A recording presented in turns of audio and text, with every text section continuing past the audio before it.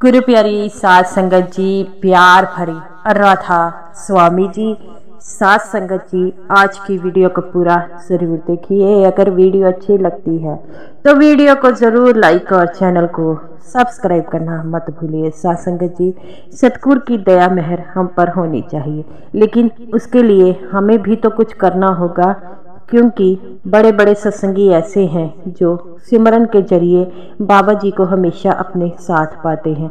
उनकी कमाई बहुत ज़्यादा है और कुछ ऐसे सत्संगी हैं जिनकी कमाई कुछ नहीं है, वह 10 मिनट भी सिमरन पर नहीं बैठ सकते। तो साध संगत जी, आइए जानिए कि कैसे एक सत्संगी बीबी बाबा जी के सामने 4 घंटे सिमरन पर बैठ जाती है और इतना ध्यान लगाती है कि उसे सचखंड का रास्ता दिखाई देने लग पड़ता है। सत्संगी जी, ये जो बीबी थी बड़ी ही कमाई वाली बीबी थी, लेकिन समय के अनुसार जैसे जैसे इंसान को घमंड आना शुरू होता है, इसकी कमाई भी कम होनी शुरू हो गई। तो वह कहती है कि अब पता नहीं मुझे शब्द धुन सुनाई नहीं देती, पहले सुनाई देती थी। तो उसके घर वाले कहते हैं कि माई, इसके लिए आपको बाबा जी से बात करनी होगी। तो वो कहती है कि पहले तो बाबा जी मेरे जब सिमरन पर बैठती थी तब बाबा जी आकर मुझे सब कुछ जो है सिमरन में बता कर जाते थे, लेकिन पता नहीं क्या हो गया है। तो उसका बेटा कहता है, माई, कमाई जो बाबा जी कहते हैं हम करते हैं वो हजम करनी भी तो सीखनी चाहिए। आप सभी को ये बताती फिरती है कि मुझे ये होता है, ये होता है, मुझे शब्द धुन सुनाई देती है, मुझे सचखंड का रास्ता दिखाता है।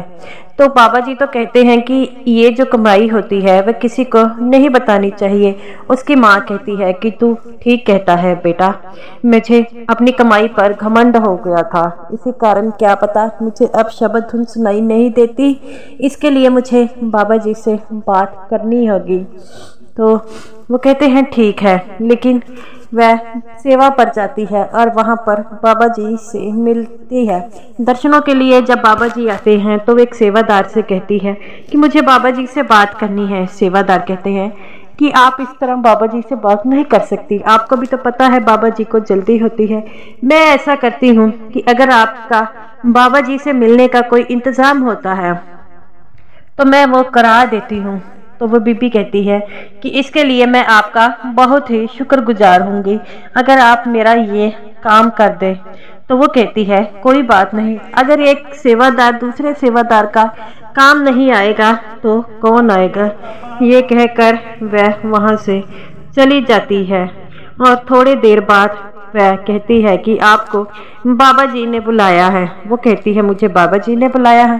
वो कहती है मैंने एक सेवादार से बात की थी कि एक बीबी बड़ी ही मुश्किल में है और वह बाबा जी से बात करना चाहती है, तो मैं कहकर आई हूँ। ये बात सुनकर वह बड़ी खुश होती है और कहती है आपने मेरा काम कर दिया, मैं इसके लिए आपका जिंदगी भर शुक्रिया अदा रहूंगी। वो कहती है अरे नहीं, ऐसी बात मत कीजिए, ऐसी बात कहकर आप हमें शर्मिंदा करते हैं। और वह बाबा जी के सामने चली गई। बाबा जी के सामने जब गई तो बाबा जी से कहती है बाबा जी, मुझे पहले शब्द धुन सुनाई देती थी और मुझे सचखंड का रास्ता भी दिखाई देता है, लेकिन अब थोड़े समय पर वह जो है दिखाई देना बंद हो गया। बाबा जी उसके तरफ देखते हैं और समझ जाते हैं कि इस बीबी की मौत जो है 1 हफ्ते के अंदर होने वाली है। तो वह चुप कर जाते हैं और वह बीबी दोबारा पूछती है बाबा जी, आपने मेरे सवालों का जवाब नहीं दिया, क्या मुझे घमंड आ गया था इसीलिए। बाबा जी कहते हैं बेटा, मैंने कई बार ही कहा है अगर आपकी कमाई ज़्यादा होती है तो उसे हजम करना सीखो, लेकिन आप लोग हजम नहीं करते हैं। तो वो कहती है बाबा जी, अब आप मुझे बताइए मैं कैसे ये रास्ता दोबारा खोलूं। बाबा जी कहते हैं भजन सिमरन के द्वारा। तो बाबा जी चुप हो जाते हैं। तो वो बीबी कहती है बाबा जी, कोई बात है जो आप मुझसे करना चाहते हैं। बाबा जी कहते हैं बेटा, तेरे को ऐसा क्यों लगता है। वो कहती है बाबा जी, जब आपने मुझे देखा तो आपके चेहरे पर मुझे कुछ उदासी दिखाई दी। तो बाबा जी कहते हैं बेटा, मैं तेरे से एक बात कहना चाहता हूँ। बाबा जी कहती है हाँ जी बेटा कहिए। बाबा जी कह दीजिए क्या कहना है। तो बाबा जी कहते हैं बेटा घर जाकर सिमरन करना छोड़ जो है करना शुरू कर दे, तेरे पास समय थोड़ा है। तो वो कहती है बाबा जी कितना समय है? वो कहते हैं बाबा जी अगर तू दोबारा कमाई करना चाहती है तो तुझे बड़ा ही सिमरन करना होगा। वो कहती है बाबा जी आप बताइए तो सही। तो बाबा जी कहते हैं तेरे पास सिर्फ 1 हफ्ता है। और ये सुनकर वह दंग रह जाती है और कहती है बाबा जी अब मैं अपनी कमाई कैसे वापस पाऊं? इतनी जल्दी तो कमाई भी वापस नहीं आ सकती। और वह बाबा जी को कहती है बाबा जी क्या मैं यहाँ पर सिमरन पर बैठ सकती हूँ? तो बाबा जी कहते हैं बेटा बैठ जाओ, सिमरन तो जहाँ भी जगह मिले वहां पर कर लेना चाहिए। और वे सिमरन पर बैठी रहती है और लगातार 4 घंटे सिमरन पर बैठती है और बाबा जी उसके सामने बैठे रहते हैं। और 4 घंटे बाद जब वह उठती है तो उसे शब्द धुन दोबारा सुनाई देने लग पड़ती है और सचखंड का रास्ता भी। वो कहती है मेरे सच्चे पातशाह आपने मेरे पे बड़ी कृपा की, अगर आज आप मुझे ना बताते तो मैं कभी भी ये ना कहती, कभी ना समझती कि मेरा थोड़ा टाइम रह गया है। तो बाबा जी कहते हैं कि बेटा कोई बात नहीं, अब जितना भी टाइम है तुम्हें उसके लिए सिमरन करना होगा। तो वो कहती है ठीक है। वो कहती है अगर बाबा जी मेरी ऐसी हालत ना हो कि मैं बैठ कर सिमरन कर सकूं, तो बाबा जी कहते हैं बेटा सिमरन सिर्फ करना है, तुम लेट कर भी कर सकती हो। सिमरन का मतलब है ध्यान लगाना है, उस सच्चे मालिक को पाना है, इसके लिए तुम्हें अपना ध्यान लगाना होगा। वो कहती है ठीक है बाबा जी। घर जाती है, घर वालों को कुछ नहीं बताती कि घर वाले ऐसे ही परेशान हो जाएंगे अगर मैंने उन्हें बताया। और वह बैठकर सिमरन करने लग पड़ती है और ऐसे ही करती रहती है। 2 दिन बाद उसे बुखार हो जाता है। तो मैं अपने बेटे को कहती है मुझे हल्का सा बुखार लग रहा है। तो उसका बेटा कहता है चलो माँ डॉक्टर के पास दवाई ले आते हैं। डॉक्टर के पास दवाई लेकर आते हैं, लेकिन उसका बुखार जो था टूटने का नाम नहीं ले रहा था, बढ़ ही जा रहा था। और तब वह अपने बेटे को बुलाकर कहती है लगता है मेरा अंत समय आ गया है। बेटा कहता है माता आपको तो सिर्फ बुखार ही हुआ है, आप ऐसी क्यों बातें कर रही है? वो कहती है बेटा मुझे जितना भी हो सके मुझे सिमरन करना होगा, अगर कोई काम होगा तभी मेरे कमरे में आना, लेकिन ऐसे मत आना। मुझे अपना सारा ध्यान जो है सिमरन पर लगा देना है और देखना कोई आकर मुझे परेशान ना करे। अगर कोई मुझसे मिलने आए तो कह देना कि मेरी माँ अभी बिजी है, वह आपसे नहीं मिल सकती, उनकी तबीयत नहीं ठीक है। उसका बेटा कहता है ठीक है माँ आप जैसा कहती हैं हम वैसा ही करेंगे। और वह बीबी जो थी लेटे लेटे सतगुरु का सिमरन करने लगती। जब कोई काम होता तभी उनके बेटे जो थे कमरे में आते और साथ संगत जी ऐसे ही दिन बीतते रहे। वो बीबी जो थी और बीमार होने लगी और कहे अनुसार 7वें दिन उसकी हालत बहुत ही जो है खराब हो गए। उसका बेटा कहता है माता आपको हम हॉस्पिटल लेकर जाते हैं, पर उसकी माई कहती है नहीं बेटा अब हॉस्पिटल का टाइम निकल चुका है, अब मेरे पास इतना टाइम नहीं है कि तुम मुझे हॉस्पिटल में लेकर जाओ, सिर्फ और सिर्फ मुझे सतगुरु का सिमरन करने दो, अभी 10 मिनट बाद बाबा जी मुझे लेने आएंगे। तो वो कहता है माता जी आपको कैसे पता कि बाबा जी लेने आएंगे?